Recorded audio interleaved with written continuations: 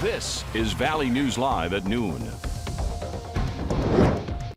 We begin this afternoon with local breaking news. 3 men are behind bars after an undercover human trafficking sting in Grand Forks. Police say they planned the sting over several weeks, targeting adults who were trying to hire people for sex.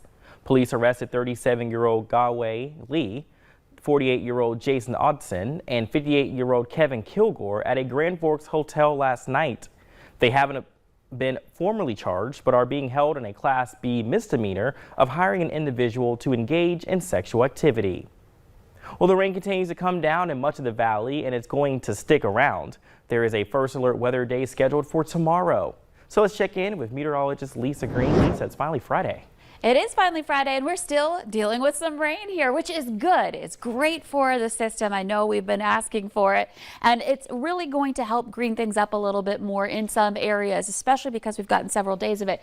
Little inconvenience if you're trying to get out the door and walk into this, but it is nice to have. So this is our view in Fargo. It's starting to ease up in Fargo, actually. We're going to see our temperatures starting to climb here as we head into the afternoon hours, because we're going to see that chance for rain and thunder kind of end in the southern end of the valley, and there may even be some breaks in the clouds allowing for that sunshine to peek through. So into the low 70s potentially this afternoon and into the early evening. So that's going to be great to have. Northern Valley, different story for you. We're looking at the potential for some areas of rain and thunder continuing. And so temperatures there are a little cooler. We're in the 50s and low 60s. Southern Valley already at 70 in Gwinner, as we're starting to see some of that rain move on in that area. Now visibility is still low in spots. We've got rain, we've got a little fog. There's also been some wildfire smoke since yesterday.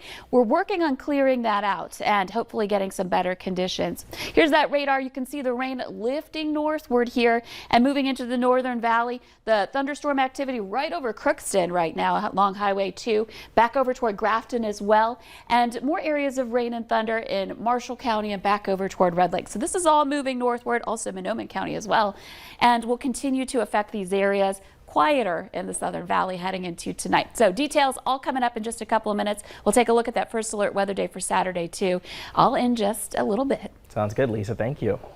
Well, 54-year-old Jamestown man is dead after rolling his pickup in Richland County.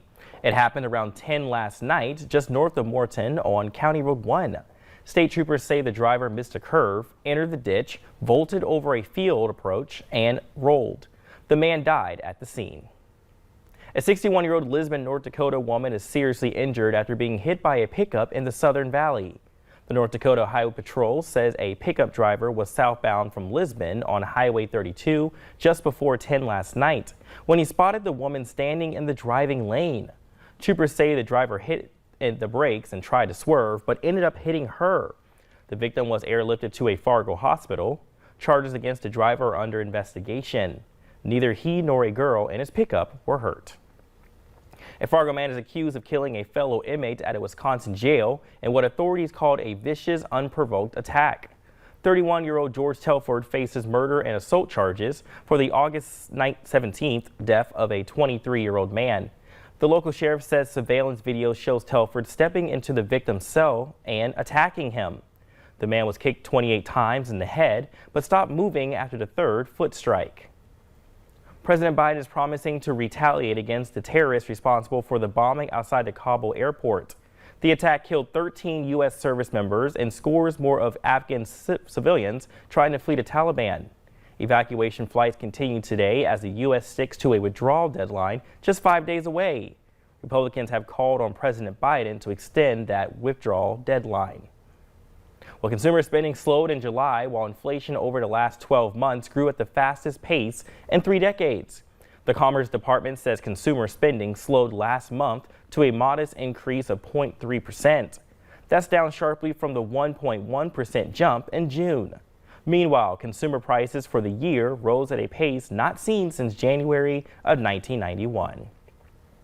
Well, new research from China finds many patients with severe cases of COVID-19 have long-lasting symptoms.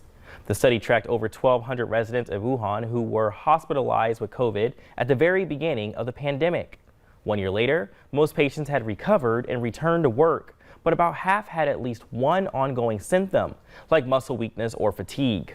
Nearly 1 in 3 survivors still experience a shortness of breath, and some of the most critically ill had lung abnormalities. Well, I hope you like potatoes, because over the next 2 days, Barnesville is throwing a strange but fun celebration for it. This will be the 30th year for this special celebration, with it drawing over 22,000 people from the state and all across the world yearly. It was canceled last year because of the pandemic, but is coming back this year bigger and better than ever. Over the span of 2 days, you can enjoy potato car races, barrel rides, and historic wagon rides. It doesn't just stop there. There's a potato parade, some street dancing, and a mashed potato eating contest. You can even meet some of the Valley News Live crew out there. The city of Barnesville is happy about their festival being so large in their smaller city. We're a very proud community of our potatoes and our potato heritage, so it means a lot to a lot of the community members as well as myself to be able to keep doing this every year and share some of our knowledge and our fun that we have with it. There are much more events to enjoy. The Shimmy Sisters performing on the main stage, a cookout at Hillebrand Hall, and a whist tournament at the VFW Club all at 1.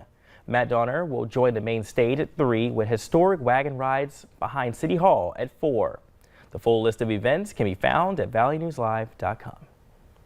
Well, furniture tip over injuries land a child in the hospital every 46 minutes. So coming up at noon, we'll hear from a mom who's made it her mission to educate other parents. And the rain continues to come down. It's not letting up either. A full weather report with meteorologist Lisa Green up next.